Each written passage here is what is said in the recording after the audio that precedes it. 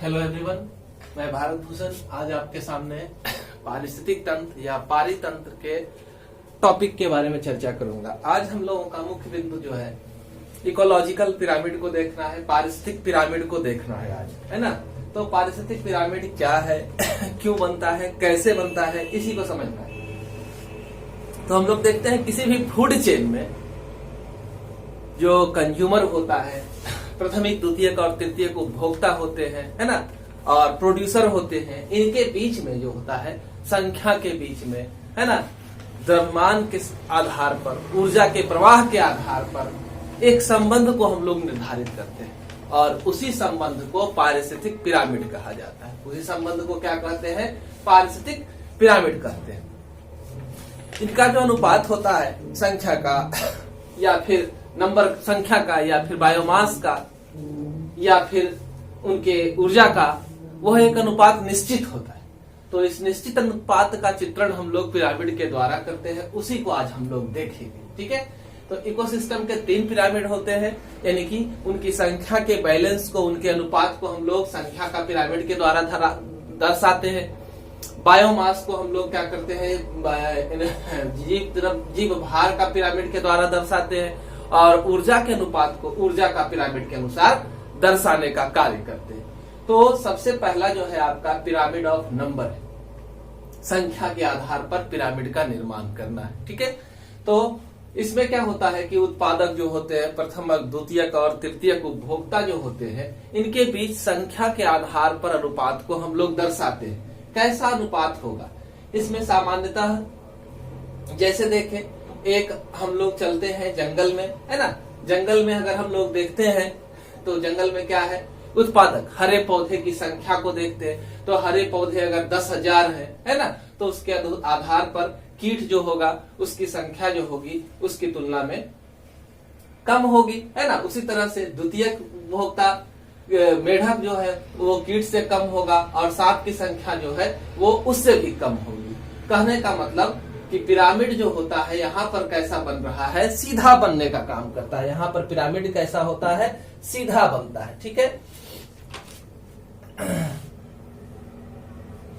घास का मैदान हो गया, है ना, जंगल हो गया, ये सब जगह जो है पिरामिड कैसा होता है, पिरामिड ऑफ नंबर सीधा बनता है। यानी कि सबसे ज्यादा संख्या उत्पादक की, उसके बाद की संख्या प्रथमिक उपभोक्ता की, उसके बाद की संख्या द्वितीयक उपभोक्ता की, और सबसे कम संख्या जो होती है वह किसकी होती है, वह तृतीयक उपभोक्ता की होती है। ठीक है, लेकिन अगर एक पारिस्थितिक तंत्र में, जैसे कि हम लोग जंगल में है ना, वहां पर एक विशालकाय बरगद के पेड़ को देखते हैं और उसके आधार पर बरगद को एक उत्पादक मान करके अगर हम लोग देखते हैं तो बरगद का पेड़ की संख्या क्या है, 1 है ना, और वहां पर रहने वाले पक्षियों की संख्या जो है कई है ना, सैकड़ों की संख्या में भी विशालकाय बरगद होगा तो हो सकता है। और इस पक्षियों पर आश्रित जो है दूसरे जीवों की संख्या क्या होगी, उससे कम होगी, है ना। और तृतीयक उपभोक्ता जो होंगे, है ना, सबसे सुपर मोस्ट, वो संख्या इससे कम होगी।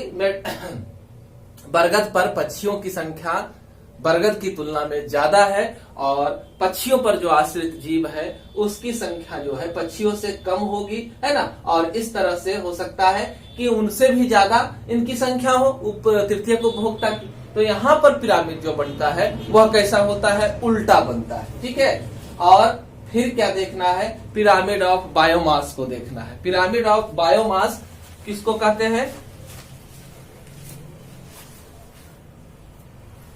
तो पिरामिड ऑफ बायोमास सबसे पहले जीव द्रव्यभार को हम लोग देखते हैं। तो किसी भी जीव के शरीर का वजन का संपूर्ण शुष्क भार, यानी कि जल की मात्रा को उसके शरीर से निकाल दिया जाए तो जो उसका कुल वजन होता है वही उसका शुष्क भार कहलाता है। ठीक है, तो फॉरेस्ट में, जंगल में अगर हम लोग चलते हैं तो वहां उत्पादक का जीव भार जो होता है या फिर बरगद के पेड़ पर रह रहे जीवों का भार, या इस कंडीशन में, दोनों कंडीशन में अगर हम लोग देखेंगे तो पिरामिड कैसा बनेगा, सीधा बनेगा, है ना। यानी कि बायोमास किसका ज्यादा रहेगा, जंगल में पाए जाने वाले पौधे का, अब यहाँ पर जो हम लोग देख रहे थे बरगद के पेड़ की तुलना में पक्षियों का वजन जो है वह काफी कम रहेगा, है ना। तो इस तरह से देखें कि बायोमास किसका ज्यादा है, जो उत्पादक है उसका बायोमास क्या रहेगा, सबसे ज्यादा रहेगा। और इस कंडीशन में यहाँ पर पिरामिड जो है वो क्या बनेगा, सीधा बनेगा। ठीक है, जंगल में टेरेस्ट्रियल है ना, ग्रासलैंड या फिर एक पार्टिकुलर प्लांट को अगर हम लोग इकोसिस्टम मान लेंगे उसके आधार पर पिरामिड जो बनेगा सीधा बनेगा। लेकिन जलीय तंत्र में अगर हम लोग चले जाते हैं, तालाब में उत्पादक फाइटोप्लैंक्टन होते हैं, शैवाल होते हैं, तो उसका बायोमास अगर हम देखेंगे तो उसका बायोमास क्या होगा, सबसे कम होगा। और वहां पर रहने वाली मछलियों के बायोमास जो होंगे इस उत्पादक की संख्या से ज्यादा होंगे, है ना, इस उत्पादक के वजन से ज्यादा होंगे। यानी कि इस जगह पर पिरामिड कैसा बनता है, उल्टा बनता है। यानी कि जलीय तंत्र में पिरामिड कैसा बनेगा, उल्टा बनेगा। ठीक है, तो इस तरह से हम लोगों ने पिरामिड और बायोमास को देखा। फिर है ऊर्जा का पिरामिड। तो किसी भी इकोसिस्टम में हम लोग जानते हैं कि उत्पादक जो है हरे पौधे होते हैं, और हरे पौधे क्या करते हैं, भोजन को प्राप्त करने के लिए पौधे सूर्य के प्रकाश में उपस्थित है ना प्रकाश ऊर्जा को कन्वर्ट करते हैं किसमें, रासायनिक ऊर्जा में। और यह रासायनिक ऊर्जा पौधे से फिर दूसरे पोषी स्तर में जाता है। ठीक है, तो लगातार एक पोषी स्तर से दूसरे पोषी स्तर में जब ऊर्जा जाता है, ऊर्जा का प्रवाह होता है, तो ऊर्जा की मात्रा घटती जाती है। जैसे कि पौधे ने सूर्य के प्रकाश से जितनी ऊर्जा को ग्रहण किया था, उस ग्रहित ऊर्जा में से कुछ ऊर्जा का उपयोग उसने ग्लूकोज बनाने में किया। ग्लूकोज जब बन गया तो कुछ ग्लूकोज को उन्होंने क्या किया, अपने उपापचयी क्रियाओं के लिए प्रयोग किया। तो उपापचयी क्रियाओं के लिए प्रयोग किया तो उस ऊर्जा की क्या हुई, हानि हुई, है ना। अब उस पौधे को अगर दूसरे पोषी स्तर के जीव खाएंगे, है ना, तो क्या होगा, माइनस कर करके ही ऊर्जा उसके पास जाएगा। यानी कि पौधे ने जितना कंज्यूम कर लिया था वो तो उसके पास नहीं जाएगी। यानी कि हर पोषी स्तर में, अब जैसे कि मान लेते हैं पेड़ को खाया किसने, कीट ने खाया, है ना। अब कीट को किसने खाया, मेढक ने खाया। तो कीट से जब मेढक में ऊर्जा जाएगा तो कीट क्या करेगा, जो ऊर्जा को संग्रहित तब करेगा जब अपने उपापचयी क्रियाओं में उस ऊर्जा का उपयोग कर लेगा, जो बाकी बच जाएंगे उसी को संग्रहित करेगा। तो यहाँ पर भी ऊर्जा की क्या हुई, हानि हुई। और फिर मेढक के पास वह ऊर्जा पहुंचा, मेढक भी अपने उपापचयी क्रियाओं को संपन्न करने के बाद बाकी बचे ऊर्जा को संचित करेगा, और वह संचित ऊर्जा बाज जो है या सांप जो है वह ग्रहण करेगा। तो यहाँ पर भी ऊर्जा की हानि होती है। यानी कि ऊर्जा का पिरामिड हमेशा कैसा बनेगा, सीधा बनेगा। यहाँ ऊर्जा ज्यादा रहेगा, उत्पादक में ज्यादा रहेगा, है ना। प्रथम उपभोक्ता में ऊर्जा घटते जाएगी, द्वितीयक में उससे कम, तृतीयक में उससे कम। फूड चेन जितना ज्यादा लंबा होगा उतना अंतिम स्तर पर जाते जाते ऊर्जा का मात्रा घटते जाएगा, है ना। तो यानी कि ऊर्जा का पिरामिड हमेशा कैसा होगा, सीधा होगा। यहां पर हम लोगों ने देखा उल्टा हो गया, है ना। तो बायोमास और नंबर का पिरामिड जो था वो उल्टा हो गया, क्योंकि इसकी संख्या जो है बदल गई, इसकी संख्या या इसका वजन जो है बदल गया था प्राथमिक उपभोक्ता का। लेकिन यहाँ पर ऐसा नहीं होता है ऊर्जा, और इस बात को याद रखना है कि ऊर्जा का प्रवाह हमेशा एक दिशीय होता है, पेड़ से कीट में, कीट से मेढक में, मेढक से उसके नेक्स्ट ट्रॉपिक लेवल में, है ना, सांप में। यानी पिरामिड हमेशा कैसा बनेगा, सीधा बनेगा। अब देखें कि हमारा जो पारिस्थितिक तंत्र है, 3 पिरामिड को हम लोग देखें। अब पारिस्थितिक तंत्र का जो कार्य है वो कार्य क्या है कि यह ऊर्जा के प्रवाह को बनाए रखने का कार्य करता है, पदार्थों का चक्रण करने का काम करता है। तो ऊर्जा का प्रवाह कैसे कैसे हम लोग अभी देखें कि सबसे पहले हरे पौधे ने क्या किया, सूर्य से के प्रकाश से ऊर्जा को ग्रहण किया, और इस प्रकाश ऊर्जा को बदल दिया किसमें, रासायनिक ऊर्जा में, यानी कि स्टार्च में। और यह स्टार्च जो है पौधे ने उपयोग किया, उपयोग करने के बाद जो बाकी बचा वह दूसरे उपभोक्ता को स्थानांतरित हुआ, दूसरे उपभोक्ता के बाद तृतीय उपभोक्ता, और इस तरह से क्रमशः यह ऊर्जा स्थानांतरित होता रहा। और हर बार ऊर्जा की मात्रा क्या होते गई, घटते गई।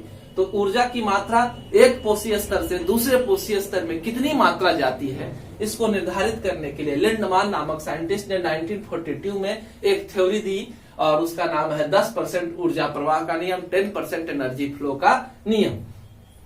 तो इसमें हम लोग क्या देखते हैं कि मान लेते हैं उत्पादक ने सूर्य के प्रकाश से 10,000 यूनिट के आसपास ऊर्जा को ग्रहण किया।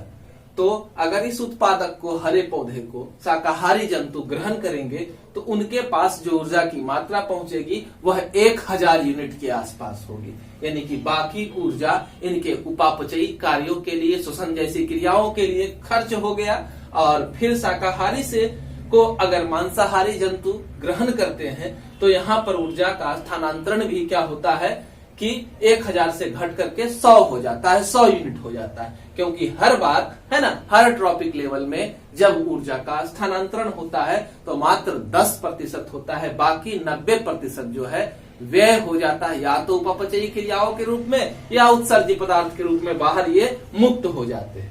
अब इस मांसाहारी को उच्चतम मांसाहारी अगर ग्रहण करते हैं तो वहां पर ऊर्जा 100 की जगह 10% जा रहा है, 10 यूनिट जा रहा है ना। तो इस तरह से ऊर्जा की मात्रा लगातार घटती जाती है।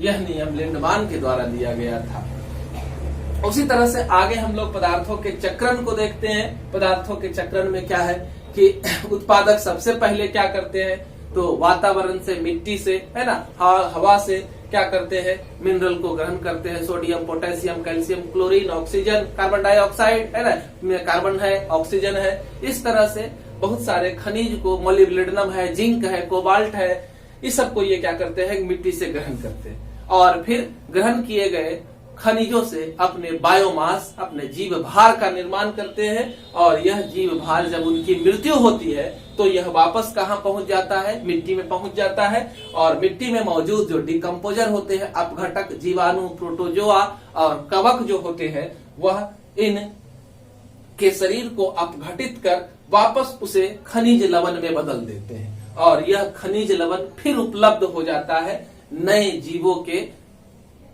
ऊर्जा क्रम को बढ़ाने के लिए, है ना। इस तरह से यह जो प्रक्रिया चलती है इसे भू जैविक रासायनिक चक्र कहते हैं, है ना। इसे क्या कहते हैं, भू जैविक रासायनिक चक्र कहते हैं। और इस चक्र के द्वारा पृथ्वी के सभी जीवों को लगातार ऊर्जा उपलब्ध होते रहती है। यानी कि खनिजों का चक्रण होते रहता है। एक ट्रॉपिक लेवल से दूसरे ट्रॉपिक लेवल तक ये लगातार क्या होते हैं, पहुंचते रहते हैं। तो इस तरह से हम लोगों ने आज पारिस्थितिक तंत्र में पिरामिड के बारे में चर्चा किया। और हमारे वीडियो को लाइक करेंगे। लगातार वीडियो के नोटिफिकेशन पाने के लिए चैनल को सब्सक्राइब करेंगे। धन्यवाद।